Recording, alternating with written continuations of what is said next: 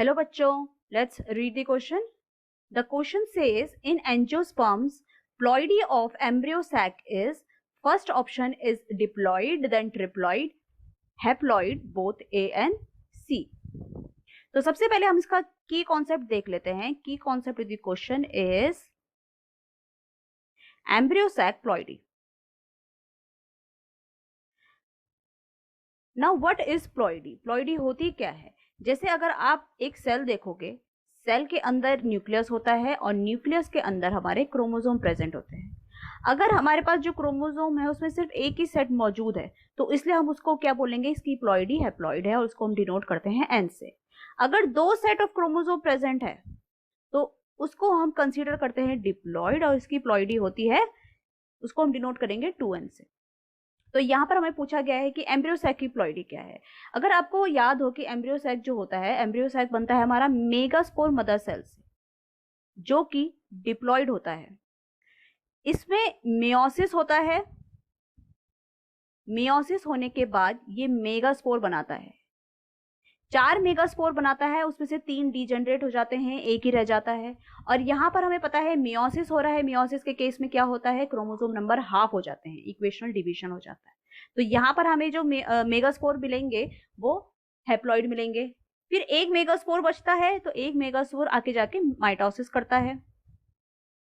Mitosis करता है तो इस माइटोसिस की एक खासियत होती है कि यहाँ पर ये कैरियोकाइनेसिस कर रहा है बट साइटोकाइनेसिस नहीं करता. तो इस वजह से हमारे पास जो एम्ब्रियो सैक बन के तैयार हो जाता है और वो एम्ब्रियो सैक, उस एम्ब्रियो सैक में हमारे पास 8 न्यूक्लियस होते हैं और 7 सेल्स होती हैं. तो अगर आप एम्ब्रियो सैक को देखोगे तो जो उसके 7 न्यूक्लियस होते हैं वो अपनी अपनी जगह पोजीशन ले लेते हैं. ये है आपका चलाजल एंड जहां पर 3 न्यूक्लियस आ जाते हैं और माइक्रोपाइलर एंड में भी 3 न्यूक्लियस आ जाते हैं.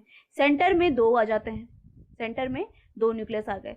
अब ये जो एंटीपोडल सेल हम जिनको बोल रहे हैं उस न्यूक्लियस के अराउंड सेल फॉर्म हो जाती है, मेम्ब्रेन फॉर्म हो जाती है, इसलिए हम उसको सेल कंसीडर करते हैं.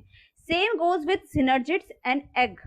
उनके अराउंड भी एक मेम्ब्रेन फॉर्म हो जाती है जिस वजह से हम उनको सेल कंसीडर करते हैं. बट यहाँ पर जो पोलर न्यूक्लियाई प्रेजेंट है इनके अंदर कोई भी मेम्ब्रेन फॉर्म नहीं होती, इसलिए हम उनको भी न्यूक्लिया ही कंसीडर करते हैं. तो होता क्या है, अगर आप एंटीपोडल सेल देखोगे, एंटीपोडल सेल के केस में भी आपकी जो प्लॉइडी होती है वो हैप्लॉइड होते हैं. पोलर न्यूक्लियाई भी हैप्लॉइड होता है, एग भी हैप्लॉइड होता है, सिनर्जिड भी हैप्लॉइड होता है. तो टोटल इसकी प्लॉइडी क्या होगी, टोटल हमारा ये जो एम्ब्रियो सैक है इसकी क्या प्लॉइडी होगी, ये भी तो हैप्लॉइड ही होगा. तो इस वजह से इसका करेक्ट आंसर क्या होगा, हैप्लॉइड. जो हमारा एम्ब्रियो सैक है उसकी प्लॉइडी क्या होती है, haploid. So I hope you understood it well. All the best.